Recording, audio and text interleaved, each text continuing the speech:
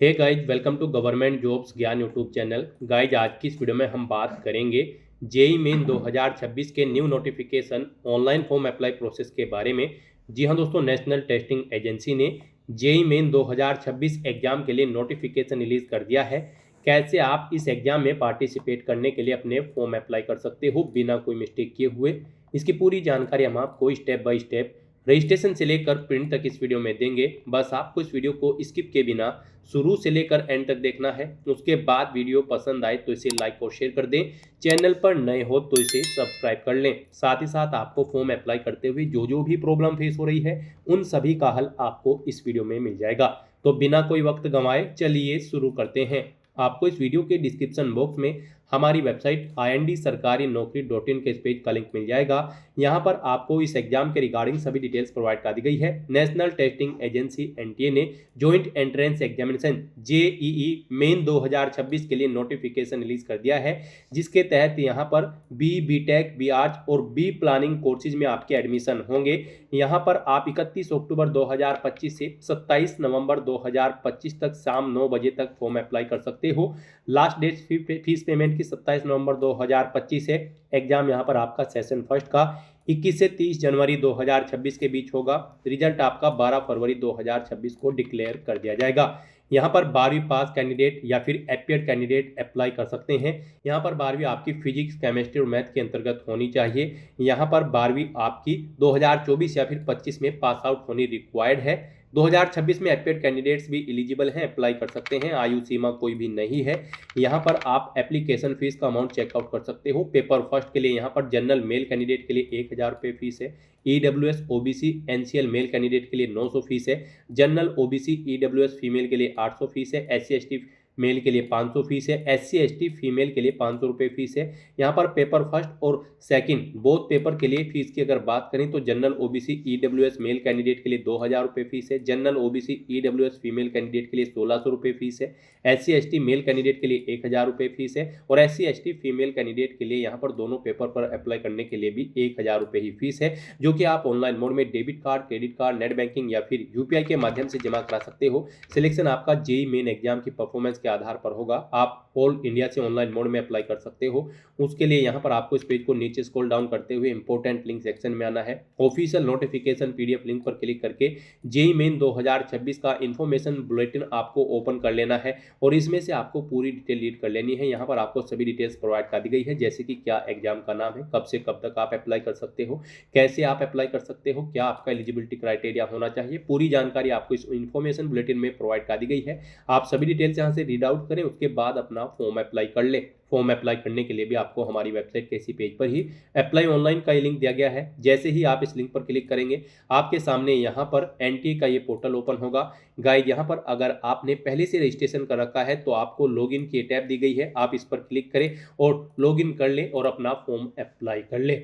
Login की tab पर click करते ही आपके सामने कुछ इस तरह से इंटरफेस ओपन होगा। यहाँ पर आपको अपना एप्लीकेशन नंबर एंटर करना है, अपना पासवर्ड आपको एंटर करना है, ये कैप्चा कोड आपको यहाँ पर एंटर करना है और लॉगिन की स्टेप पर क्लिक करते हुए आपको अपने डैशबोर्ड में लॉगिन करके अपना फॉर्म अप्लाई कर लेना है। और अगर आप इस एग्जाम के लिए फर्स्ट टाइम अप्लाई करने जा रहे हो, यहाँ पर आपने अपना रजिस्ट्रेशन नहीं कर रखा है, तो सबसे पहले आपको अपना रजिस्ट्रेशन करना होगा। उसके लिए आपको यहाँ पर रजिस्टर के इस सेक्शन में आना है और यहाँ पर आने के बाद गाइड फिर आपको न्यू रजिस्ट्रेशन की स्टेप पर क्लिक करना है। उसके बाद आपके सामने यहाँ पर कुछ जनरल इंस्ट्रक्शंस ओपन होंगे, आप इन्हें केयरफुली रीड आउट करें। रजिस्ट्रेशन करने से पहले सभी डिटेल्स आपको रीड आउट करनी है, पेज को नीचे स्क्रॉल डाउन करना है और उसके बाद आपको इस चेकबॉक्स को ओके करना है और फिर गाइज आपको क्लिक हियर टू प्रोसीड के इस ऑप्शन पर क्लिक कर देना है। उसके बाद आपके सामने यहाँ पर कुछ इस तरह से इंटरफेस ओपन होगा। अब यहाँ पर आपको अपनी पर्सनल डिटेल प्रोवाइड कराते हुए अपना रजिस्ट्रेशन करना होगा। सबसे पहले यहाँ पर आपको अपना नाम एंटर करना है, उसके बाद आपको अपने फादर का नाम एंटर करना है, अपनी मदर का नाम एंटर करना है, अपनी डेट ऑफ बर्थ आपको यहाँ पर सिलेक्ट कर लेनी है, अपना जेंडर आपको सिलेक्ट करना है। फिर गाइज यहाँ पर आपको अपनी ये पर्सनल इंफॉर्मेशन एक बार फिर से यहाँ पर एंटर करके उसे कंफर्म कर लेना है। यहाँ पर भी आपको अपना नाम एंटर करना है, दोबारा से अपने फादर का, मदर का नाम आपको एंटर करना है, अपनी डेट ऑफ बर्थ यहाँ पर आपको दोबारा से सिलेक्ट करनी है, अपना जेंडर आपको यहाँ पर सिलेक्ट करना है और अपनी इस पर्सनल डिटेल को आपको कंफर्म कर लेना है।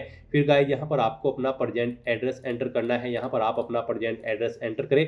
फिर यहाँ पर आप अपना इलेक्ट्रॉनिक कम्युनिकेशन एड्रेस एंटर करें। इसमें आपको अपनी ईमेल आईडी यहाँ पर एंटर करनी है, उसे एक बार फिर से एंटर करके कंफर्म कर लेना है। फिर यहाँ पर आपको अपना मोबाइल नंबर एंटर करना है, कोई अल्टरनेट मोबाइल नंबर है तो वो यहाँ पर आप एंटर कर दें। फिर यहाँ पर आपको अपना परमानेंट एड्रेस एंटर करना है, और अगर आपका परमानेंट एड्रेस आपके प्रेजेंट एड्रेस के अकॉर्डिंग सेम है तो आप इस चेकबॉक्स को ओके कर देंगे। ऑटोमेटिकली यहाँ पर आपका परमानेंट एड्रेस आपके प्रेजेंट एड्रेस के अकॉर्डिंग फिल हो जाएगा। फिर यहाँ पर आपको अपना पासवर्ड क्रिएट करना है। यहाँ पर आपका पासवर्ड 8 से 13 कैरेक्टर के बीच में होना चाहिए। यहाँ पर आपको गाइडलाइन दी गई है, और ये अल्फा न्यूमेरिक फॉर्मेट में होना चाहिए। मीन्स आपके पासवर्ड में कम से कम एक अपर केस कैरेक्टर, एक लोअर केस कैरेक्टर, एक इंटीजर नंबर और एक स्पेशल कैरेक्टर जैसे कि @ है या फिर डॉलर होना चाहिए। तो इस फॉर्मेट में यहाँ पर आपको अपना पासवर्ड रेडी करना है। वही पासवर्ड आपको कंफर्म पासवर्ड फील्ड में एंटर करना है। फिर आपको एक सिक्योरिटी क्वेश्चन यहाँ पर सिलेक्ट करना है, उसका आंसर आपको यहाँ पर देना है, और फिर आपको गाइड यहाँ पर ये कैप्चा कोड इस बॉक्स में एंटर करना है, और उसके बाद सबमिट के इस ऑप्शन पर क्लिक करना है। फिर यहाँ पर आपने अपने रजिस्ट्रेशन में जो डिटेल प्रोवाइड कराई है उन सभी का प्रीव्यू आपको शो कर दिया गया है। आपको सभी डिटेल्स केयरफुली चेकआउट करनी है, पेज को नीचे स्क्रॉल डाउन करना है। इन सभी चेक बॉक्सेस को आपको 1 बाय 1 करके ओके करना है। आई एग्री के इस चेक बॉक्स को भी आपको ओके करना है, और उसके बाद फिर गाइज आपको यहाँ पर submit and send OTP to verify mobile number के इस ऑप्शन पर क्लिक करना है। फिर यहाँ पर आपके रजिस्टर्ड मोबाइल नंबर पर एक ओटीपी आया होगा, वो ओटीपी आपको यहाँ पर एंटर करना है, और उसके बाद गाइज यहाँ पर आपको सबमिट रजिस्ट्रेशन फॉर्म के इस ऑप्शन पर क्लिक करना है। इस तरह से यहाँ पर आपका जेईई मेन 2026 सेशन फर्स्ट के लिए रजिस्ट्रेशन कंप्लीट हो चुका है। आपको एक एप्लीकेशन नंबर यहाँ पर प्रोवाइड कर दिया गया है। यह एप्लीकेशन नंबर आपके रजिस्टर्ड मोबाइल नंबर और ईमेल आईडी पर भी सबमिट किया गया है। आपको इसे केयरफुली नोट डाउन करके रख लेना है फ्यूचर यूज के लिए। और यहाँ पर गाइज अब आपको अपना फॉर्म अप्लाई करने के लिए कंप्लीट एप्लीकेशन फॉर्म के स्टेप पर क्लिक करना है। नेक्स्ट आपके सामने आपका डैशबोर्ड ओपन हो जाएगा। गाइज यहाँ पर आपको अपना फॉर्म अप्लाई करने के लिए इन 12 स्टेप्स को कंप्लीट करना होगा। यहाँ पर आप चेकआउट कर सकते हो। तो यहाँ पर आपका फर्स्ट स्टेप तो कंप्लीट हो चुका है। अब यहाँ पर आपको अपना सेकंड स्टेप कंप्लीट करना है। आपको अपनी पर्सनल डिटेल देनी है। उसके लिए यहाँ पर गाइज अब आपको पर्सनल डिटेल की स्टेप पर क्लिक करना है। फिर आपके सामने कुछ इस तरह से इंटरफेस ओपन होगा। यहाँ पर आपको आपकी कुछ डिटेल ऑटोमेटिकली फिर मिलेगी जो आपने रजिस्ट्रेशन टाइम पे प्रोवाइड कराई थी, जैसे कि आपका नाम, आपकी फादर का नाम, आपकी मदर का नाम, और यहाँ पर अब आपको अपनी नेशनलिटी सिलेक्ट करनी है। आपने अपनी 12वीं क्लास किस स्टेट से पास आउट की है वो यहाँ पर आपको सिलेक्ट करना है। फिर आपको अपनी कैटेगरी यहाँ पर सिलेक्ट कर लेनी है। उसके बाद गाइड यहाँ पर आपको अपनी कैटेगरी एक बार फिर से सिलेक्ट करके उसे कंफर्म करना है। फिर यहाँ पर आपसे पूछा गया है अगर आप यहाँ पर रिजर्व कैटेगरी से बिलोंग करते हो तो क्या आपके पास यहाँ पर कैटेगरी सर्टिफिकेट है। अगर है तो आप येस करेंगे, नहीं तो नो ऑप्शन सिलेक्ट करेंगे। येस ऑप्शन अगर आप सिलेक्ट करते हैं तो आपको यहाँ पर अपना कैटेगरी सर्टिफिकेट नंबर देना होगा, किस डेट को वो यहाँ पर आपको इशू हुआ था वो डेट आपको देनी होगी, प्राधिकारी का नाम देना होगा जिसने आपको इशू कराया है। फिर आपसे पूछा गया कि क्या आप डायबिटिक कैंडिडेट हैं। अगर हैं तो आप येस करेंगे, नहीं तो नो ऑप्शन सिलेक्ट करेंगे। फिर यहाँ पर आपको अपनी प्लेस ऑफ रेजिडेंस देना है। आप ग्रामीण क्षेत्र से बिलोंग करते हैं या फिर शहरी, आप अपने अकॉर्डिंग ऑप्शन सेलेक्ट करें। अपनी फैमिली की एनुअल इनकम यहाँ पर आपको सिलेक्ट करनी है। फिर यहाँ पर आपको बताना है कि आपने जेईई मेन 2026 की तैयारी कैसे की है, सेल्फ स्टडी की है, इंडिविजुअल ट्यूशन लिया है, ऑनलाइन कोचिंग ली है। आप अपने अकॉर्डिंग यहाँ पर ऑप्शन सेलेक्ट करेंगे। फिर यहाँ पर आपको बताना है आपने 12वीं क्लास किस मीडियम से पास आउट की है, यानी कि आपको अपनी योग्यता परीक्षा में स्कूली शिक्षा का माध्यम सेलेक्ट करना है। आपने यहाँ पर हिंदी, इंग्लिश, डोगरी या फिर गुजराती जिस भी भाषा में अपनी क्वालिफाइंग एग्जामिनेशन पास आउट किया है वो यहाँ पर आप सिलेक्ट करेंगे। उसके बाद आपको ये कैप्चा कोड यहाँ पर एंटर करना है, और फिर गाइज आपको सेव एंड नेक्स्ट के इस ऑप्शन पर क्लिक कर देना है। नेक्स्ट यहाँ पर आपको अपनी डिसेबिलिटी की डिटेल देनी है। आपसे पूछा गया कि क्या आप पीडब्ल्यूडी या फिर पीडब्ल्यूबीडी कैंडिडेट हैं। अगर हैं तो आप येस करें, नहीं है तो आप नो ऑप्शन सेलेक्ट करेंगे। येस ऑप्शन अगर आप सिलेक्ट करते हैं तो फिर आपसे पूछा गया है कि क्या आपके पास यहाँ पर यूआईडी प्रमाण पत्र या फिर विकलांगता प्रमाण पत्र है। तो यहाँ पर आप अपने अकॉर्डिंग ऑप्शन सेलेक्ट करेंगे जो भी प्रमाण पत्र आपके पास है, और उसकी डिटेल यहाँ पर आप देंगे। विकलांगता प्रमाण पत्र है तो विकलांगता प्रमाण पत्र संख्या यहाँ पर आप देंगे। विकलांगता प्रमाण पत्र संख्या आप एक बार फिर से एंटर करके उसे कंफर्म कर लेंगे। यहाँ पर जारी करने वाले प्राधिकरण का नाम यहाँ पर आपको देना है। फिर आपसे पूछा गया कि क्या आप एक पीडब्ल्यूडी या फिर पीडब्ल्यूबीडी उम्मीदवार हैं। जिनके पास सरकार के मेडिकल बोर्ड द्वारा जारी वैध और जीवित विकलांगता का प्रमाण पत्र है। अगर है तो यहाँ पर आप बताएं आपकी डिसेबिलिटी 40% से अबव है या फिर लेस देन है। आप अपने अकॉर्डिंग ऑप्शन सेलेक्ट करें। डिसेबिलिटी अगर आपकी 40% से अबव है तो फिर यहाँ पर आपको प्रमाण पत्र के अनुसार विकलांगता का प्रकार सेलेक्ट करना है। उसके बाद यहाँ पर आपको प्रमाण पत्र के अनुसार विकलांगता का प्रतिशत अपनी देना है और आपको फिर ये कैप्चा कोड इस बॉक्स में एंटर करना है और उसके बाद सबमिट एंड नेक्स्ट के इस ऑप्शन पर क्लिक कर देना है। नेक्स्ट यहाँ पर आपको अपनी आइडेंटिटी डिटेल प्रोवाइड करनी है। गाइड यहाँ पर आप अपना कोई भी आइडेंटिटी सिलेक्ट करें, जैसे कि Aadhaar, DigiLocker, Indian passport, non Indian passport number या फिर पैन कार्ड नंबर। आप अपने अकॉर्डिंग यहाँ पर कोई भी ऑप्शन सेलेक्ट करें जिसके थ्रू आप अपनी पहचान का विवरण देना चाहते हैं। फिर अगर आप यहाँ पर pan card number option select करते हैं तो आपको अपना पैन कार्ड नंबर यहाँ पर देना है, उसे एक बार फिर से एंटर करके कंफर्म कर लेना है। आपको ये कैप्चा कोड इस बॉक्स में एंटर करना है और उसके बाद आपको यहाँ पर सबमिट एंड नेक्स्ट के इस ऑप्शन पर क्लिक कर देना है। यहाँ पर इस तरह से आप अपनी चॉइस के अकॉर्डिंग कोई भी पहचान का विवरण, आइडेंटिटी का कोई भी डॉक्यूमेंट सेलेक्ट करें और उसकी डिटेल प्रोवाइड कराते हुए अपनी आइडेंटिटी यहाँ पर वेरीफाई कर लें। नेक्स्ट यहाँ पर आपसे पूछा गया है कि क्या आपके पास अपार आईडी है। अगर है तो आप यस करेंगे और सबमिट के ऑप्शन पर क्लिक करेंगे, नहीं है तो आप नो ऑप्शन सेलेक्ट करेंगे और उसके बाद फिर आप सबमिट के इस ऑप्शन पर क्लिक करेंगे। नेक्स्ट यहाँ पर आपको अपना 6 स्टेप कंप्लीट करना होगा एग्जामिनेशन सिटीज। यहाँ पर आने के बाद सबसे पहले आपको बताना है आप यहाँ पर पेपर फर्स्ट के लिए अप्लाई करने जा रहे हैं या फिर पेपर 2 या फिर पेपर 2B। पेपर फर्स्ट यहाँ पर बी टेक के लिए है, पेपर 2A यहाँ पर बी आर्ट्स के लिए है, पेपर 2B बी प्लानिंग के लिए है। यहाँ पर आप एक या फिर उससे अधिक पेपर के लिए अप्लाई कर सकते हैं। आप अपने अकॉर्डिंग ऑप्शन सेलेक्ट करेंगे। उसके बाद आप क्वेश्चन पेपर का मीडियम सेलेक्ट करेंगे। क्वेश्चन पेपर आप यहाँ पर पेपर का किस लैंग्वेज में चाहते हैं, इंग्लिश, हिंदी या फिर उर्दू, आप अपने अकॉर्डिंग ऑप्शन सेलेक्ट करें। उसके बाद यहाँ पर आपको अपनी एग्जामिनेशन सिटी सिलेक्ट करनी है। यहाँ पर पहले आप स्टेट सेलेक्ट करेंगे, उसके बाद अपनी एग्जामिनेशन सिटी यहाँ पर आप सिलेक्ट करेंगे। इस तरह से यहाँ पर आपको अपनी 4 एग्जाम सिटी सिलेक्ट कर लेनी है। यहाँ पर आपको आपके स्टेट की ही सिटीज शो की जाएगी। आप अपने स्टेट की सभी सिटी यहाँ पर सिलेक्ट करें। 4 चॉइसेस आपको दी गई है, आप 4 एग्जाम सिटी सिलेक्ट करें। उसके बाद यहाँ पर आपको अपने फादर का ऑक्यूपेशन, व्यवसाय सिलेक्ट करना है। उनकी योग्यता यहाँ पर आपको सिलेक्ट कर लेनी है, वो कितने पढ़े लिखे हैं। फिर ऐसे यहाँ पर आपको अपनी मदर का व्यवसाय और उनकी योग्यता आपको सेलेक्ट कर लेनी है। उसके बाद गाइज आपको ये कैप्चा कोड यहाँ पर एंटर करना है और फिर सेव एंड नेक्स्ट के इस ऑप्शन पर क्लिक कर देना है। नेक्स्ट यहाँ पर आपको अपनी एजुकेशनल क्वालिफिकेशन की डिटेल प्रोवाइड करनी है। स्टेप 7 में गाइज यहाँ पर जेईई मेन 2026 एग्जाम में पार्टिसिपेट करने के लिए आपका 12वीं क्लास पास आउट होना जरूरी है। अगर आप एपेड हैं तो भी आप अप्लाई कर सकते हैं। 12वीं क्लास यहाँ पर आपकी फिजिक्स, केमिस्ट्री और मैथ के साथ कंप्लीट होनी जरूरी है। और अगर आप 2026 में अपेयर्ड हैं तो भी आप एलिजिबल हैं, अप्लाई कर सकते हैं। तो यहाँ पर अब आप अपनी क्वालिफिकेशन की डिटेल प्रोवाइड कराएं। इसमें आपको सबसे पहले अपनी 10वीं क्लास की डिटेल देनी होगी। यहाँ पर आप पासिंग स्टेटस सेलेक्ट करें, 10वीं का आप पास हैं। उसके बाद यहाँ पर आपने किस ईयर में पास आउट किया है वो ईयर आपको सिलेक्ट कर लेना है। फिर यहाँ पर आपको क्वालिफाइंग एग्जाम सेलेक्ट करना है, 10th और इक्विवेलेंट। उसके बाद यहाँ पर आपको स्कूल का स्थान बताना है, वो रूरल क्षेत्र में है या फिर अर्बन। उसके बाद आपको अपने कॉलेज का प्रकार सेलेक्ट करना है, वो गवर्नमेंट है, गवर्नमेंट एडिड प्राइवेट है या फिर प्राइवेट अनएडिड है। आप अपने अकॉर्डिंग ऑप्शन सेलेक्ट करेंगे। यहाँ पर आप स्टेट सेलेक्ट करेंगे जिस स्टेट से आपने अपनी 10वीं क्लास पास आउट की है। उसके बाद यहाँ पर आप डिस्ट्रिक्ट सेलेक्ट करेंगे। उसके बाद यहाँ पर आपको बोर्ड का नाम सेलेक्ट करना है जिस बोर्ड से आपने अपनी 10वीं क्लास पास आउट की है। फिर यहाँ पर आपको अपना रिजल्ट मोड सेलेक्ट करना है। आपका जो रिजल्ट था वो परसेंटेज में था या फिर सीजीपीए में। सीजीपीए में अगर था तो यहाँ पर आप मैक्सिमम ग्रेड पॉइंट सेलेक्ट करेंगे, अपना सीजीपीए देंगे। परसेंटेज में अगर था तो आप परसेंटेज ऑप्शन सेलेक्ट करेंगे। टोटल मार्क्स यहाँ पर आप देंगे, इनमें से कितने मार्क्स आपने ऑब्टेन किए हैं वो आप एंटर करेंगे।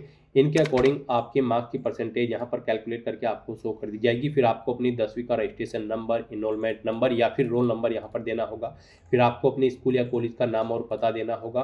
स्कूल या फिर कॉलेज का पिन कोड यहाँ पर आपको देना होगा। ये सभी डिटेल्स आपको आपके 10वीं और 12वीं के जो डॉक्यूमेंट है उनमें मिलेगी। आपको जब आप फॉर्म अप्लाई करोगे आपको अपने पास अपने डॉक्यूमेंट रखने हैं और उनमें से डिटेल आपको प्रोवाइड कर देनी है।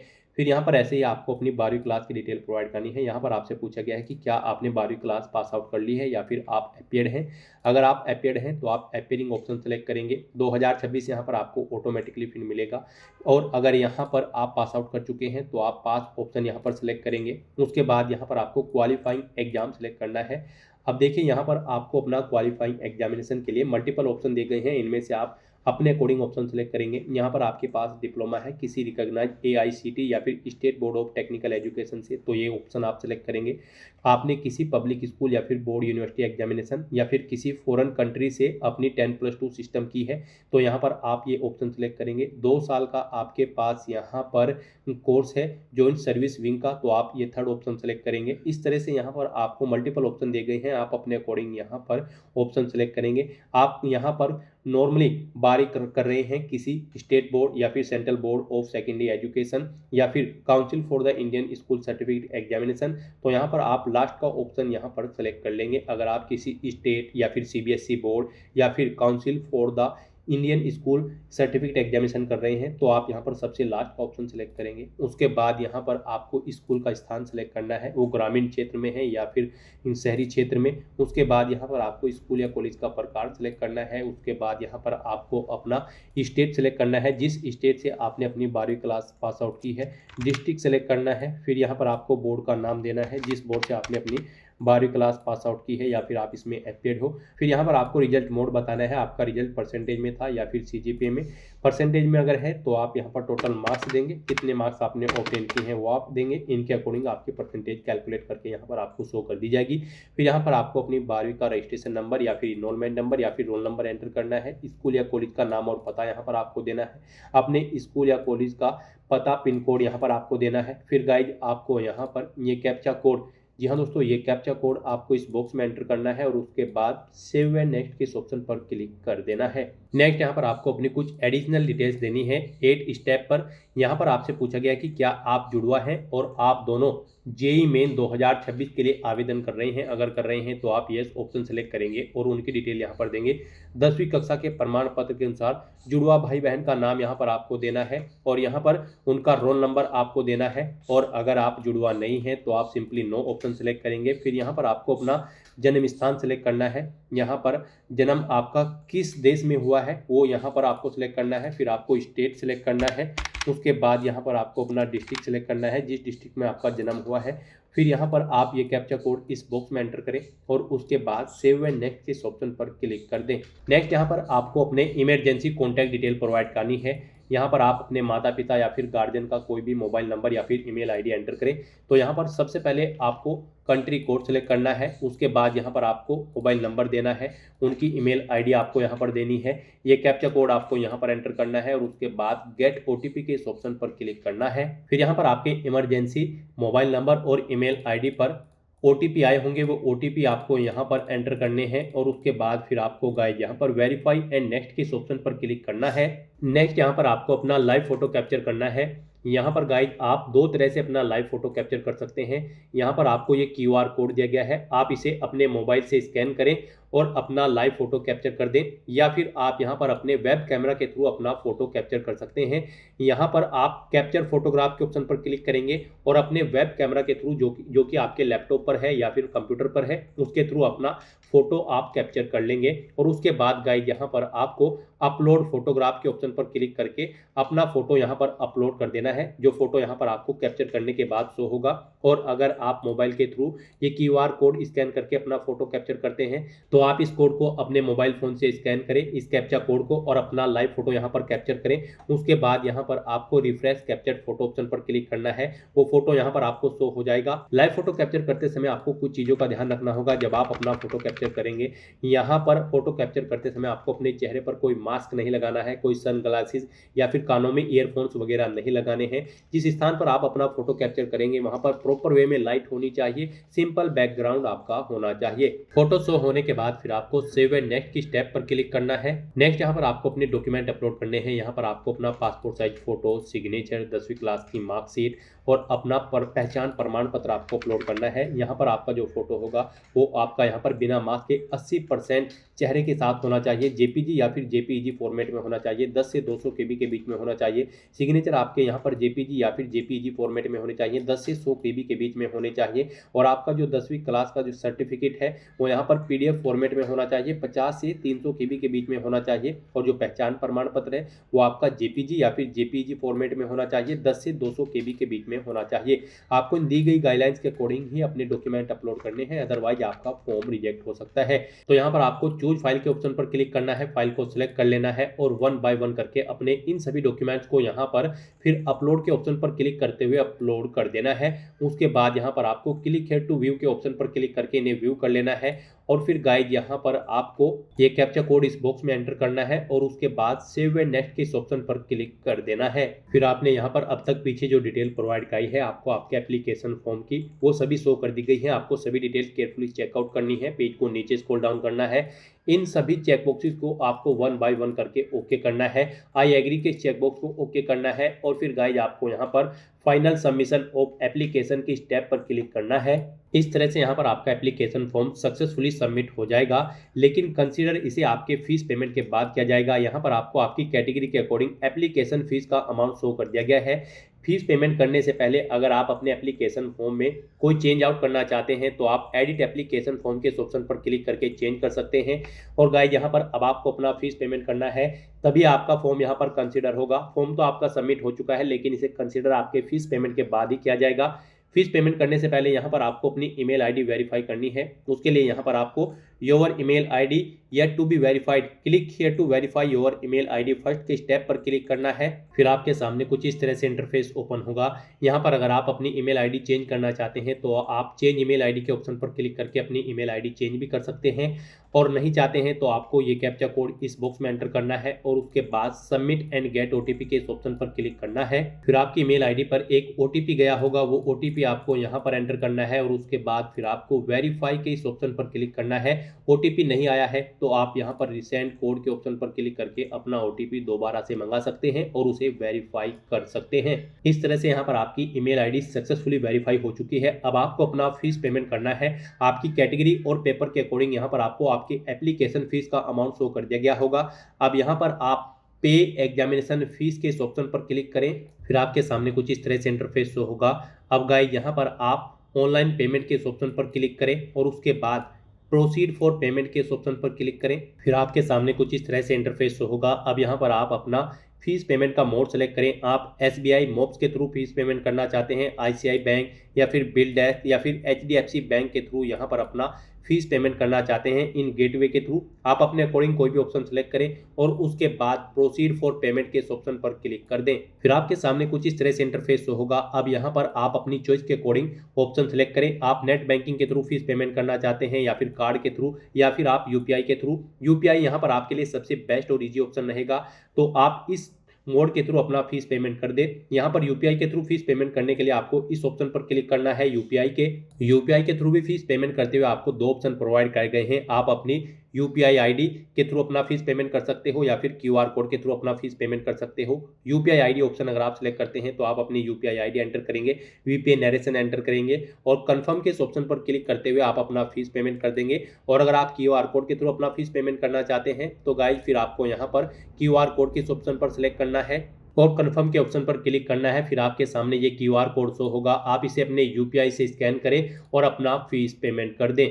सक्सेसफुली फीस पेमेंट करने के बाद आपके एप्लीकेशन फॉर्म की सभी टास्क कंप्लीट हो जाएगी। उसके बाद आपको अपने एप्लीकेशन फॉर्म का एक हार्ड कॉपी प्रिंट आउट ले लेना है फ्यूचर यूज के लिए, फ्यूचर रेफरेंस के लिए, और फिर आप अपने डैशबोर्ड में जाकर भी चेकआउट कर सकते हो कि आपका एप्लीकेशन फॉर्म सक्सेसफुली सबमिट हो चुका है या फिर नहीं। वहां पर आपको सभी स्टेप्स सक्सेसफुली कंप्लीटेड शो कर दिया जाएगा।